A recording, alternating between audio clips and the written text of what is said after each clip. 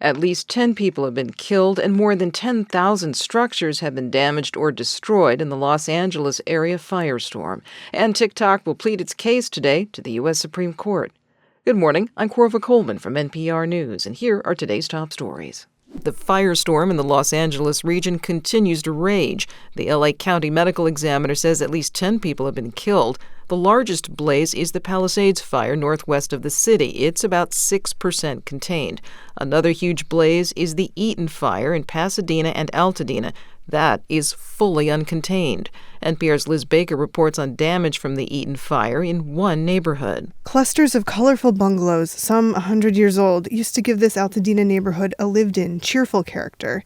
Whole blocks are reduced to only two colors now, black and white, char and ash. Everything seems to be gone. Smoke still curls out of the ruins of the place 21-year-old Brian Jacobo and his parents and 6 siblings have called home for a decade.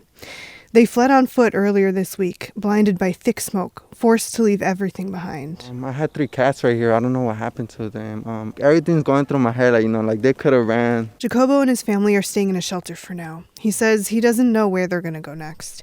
Liz Baker, NPR News, Los Angeles.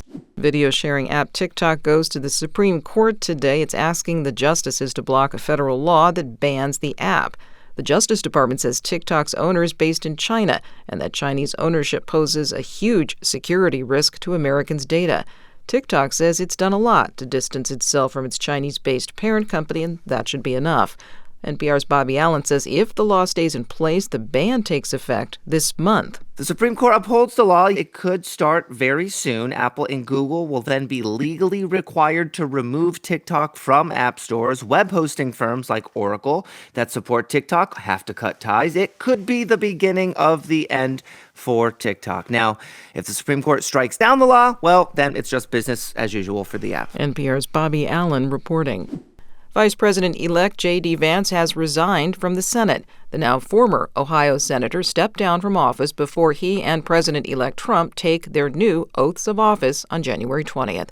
NPR's Claudia Grisales has more. In his resignation letter, Vice President-elect Vance told Ohio Governor Mike DeWine that it has been, quote, a tremendous honor and privilege to serve the people of Ohio in the Senate for the last 2 years. The move will give DeWine, a Republican, extra time to appoint someone to fill Vance's seat until a special election in 2026. Even in his short tenure, Vance had already become the state's most senior senator. Vance's resignation will also narrow Senate Republicans' majority to 51 members, giving Majority Leader John Thune a tighter margin over Democrats for the time being. Claudia Grisales, NPR News. Israeli officials have identified a body recovered from Gaza as one of the hostages taken in the Hamas attack in October 2023. This comes as Secretary of State Antony Blinken says a ceasefire that would release some of the hostages in exchange for some Palestinian detainees is, quote, very close. NPR's Kat Lonsdorf reports from Tel Aviv. The body was identified as 23-year-old Hamza El-Zayadni, a member of the Bedouin Israeli community who was taken along with his 2 children and father from a kibbutz in southern Israel where he worked. His children were released as part of the hostage exchange in 2023. El-Zayadni's body was found by Israeli forces alongside his father's in a tunnel in southern Gaza earlier this week. Meanwhile, the wife of another Israeli hostage released a video in Arabic asking for Hamas to prove her husband is still alive. She cited a Quranic verse about the humane treatment of captives. There are 98 hostages currently in Gaza, according to Israel. More than a third of them are thought to be dead. Kat Lonsdorf, NPR News, Tel Aviv. Former President Jimmy Carter has been laid to rest in his hometown of Plains, Georgia.